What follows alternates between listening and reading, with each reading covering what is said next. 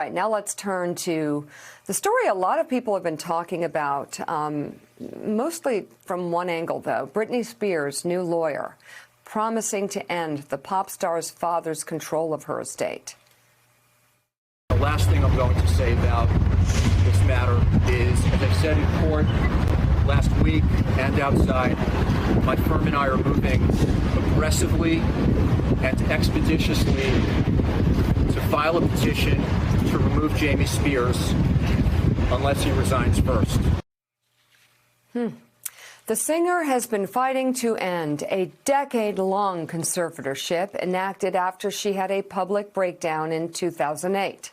And she may soon get her wish after a judge recently allowed her to choose a lawyer to represent her.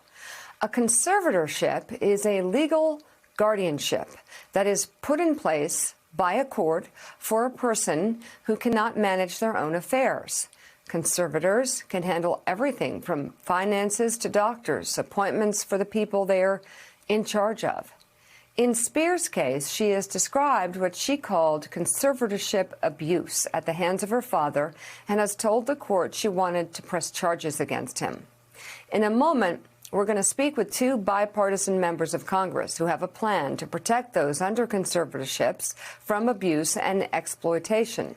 But first, Harvard-trained psychiatrist and co-founder of Brooklyn Minds, Dr. Carlene Macmillan joins us. And Dr. Macmillan, thank you for coming on the show. I'm curious, in a perfect world, what is a conservatorship supposed to do?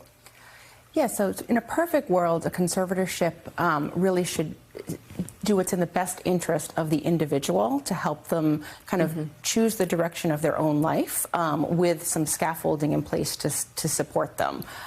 So it shouldn't take away their total autonomy, but rather, provide an advocate kind of in their court to help them. That's in the best case. And in this case, there was a person with massive notoriety, hundreds of millions of dollars at stake. I just wonder if you have any thoughts on how this was set up, any concerns. I certainly wouldn't want you to take a side on this, but just on the concept of a conservatorship of someone with a lot of fame and a lot of added complications to a complicated situation, is a parent the best way to go here? Yeah, well, even setting aside the fame, oftentimes in my role as a psychiatrist, when we're looking at conservatorships for mental health reasons, we're not recommending that family members be in that role. Instead, we really oftentimes will recommend a third party who is neutral, who theoretically doesn't have the same type of emotional and financial conflicts of interest. We know those as professional fiduciaries. And so I think in situations like this, where it's, very clearly entangled and contentious and seems to be not in her best interest, that something like that would have made a bit more sense if a conservatorship was necessary. Often when people are suffering, their spouses, loved ones, also suffer too. Can you speak to that? Because I think not enough has been said about the difficult position that loved ones, spouses perhaps, are in of someone who is struggling and suffering from mental illness or disorder.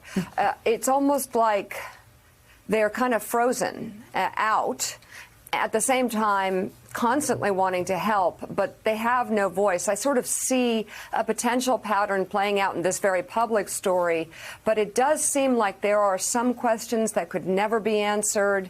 And I wonder if you could speak as a doctor, as a psychiatrist, dealing with people who suffer, but also with the family members who love them so much. Yes, absolutely. So I think we really try to look at the whole family system, not just the individual, and really try to support them and give family members education about what's going on for their loved one. What do we know? What do we don't know?